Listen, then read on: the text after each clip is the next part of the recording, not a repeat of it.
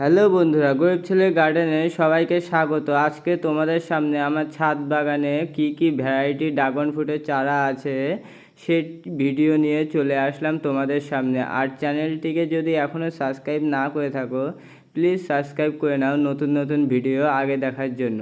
চলো ভিডিওটি শুরু করা যাক। প্রথমেই আমার কাছে দেখে নাও, এই সাইডে এক নম্বরে ছিল ইকুয়াডোর পালোরা, যেটার গায়ে কাটা ভর্তি থাকে। তারপর এখানে 2 নম্বরে আছে আসন্তা গ্রুপের একটি সুন্দর ভ্যারাইটি আসন্তা 3, সেটিও একটি লাল ফুলের ভ্যারাইটি। এই ড্রাগনের চারাটিও আমি আমার ছাদ বাগানে রেখেছি।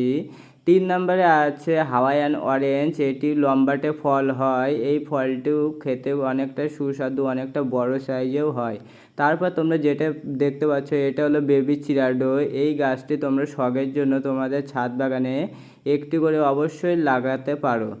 তারপর এটা হলো ব্ল্যাক আফ্রিকানা। তোমরা তো জানোই, এই বিষয়ে কিছু বলার নেই। এই গাছটি ফুলটি অনেকটা ব্ল্যাক হয় ও ফলটি অনেকটি ব্ল্যাক ব্রাউন কালারের হয়ে থাকে। আর তোমরা এই সাইডে কিছু জাম্বু রেটের ভ্যারাইটি দেখতে পাচ্ছ। এগুলোকে আমি অনেক দিন, প্রায় 2 বছর আগে লাগিয়েছিলাম আমার ছাদ বাগানে।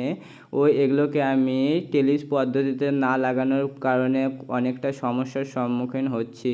তাই এবার যেগুলো নতুন নতুন ভ্যারাইটি আমার ছাদে রোপণ করছি, এগুলো অবশ্যই আমি টেলিস পদ্ধতিতেই করব। তাহলে গাছগুলো সাজালো গোছালো থাকবে ও দেখতেও অনেকটা সুন্দর লাগবে।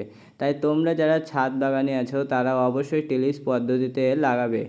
আর আরেকটি আমার কাছে ভ্যারাইটি আছে, সেটা হলো ইসরায়েল ইয়েলো। ওই গাছটি আমার নিচে আছে, তোমাদের সাথে শেয়ার করতে পারলাম না। পরবর্তী ভিডিওতে অবশ্যই তোমাদের সাথে শেয়ার করে দেবো। ও আমার কাছে 8টি ভ্যারাইটির ড্রাগন ফ্রুটের চারা আছে। তোমাদের কাছে কটি আছে কমেন্ট বক্সে অবশ্যই জানিও।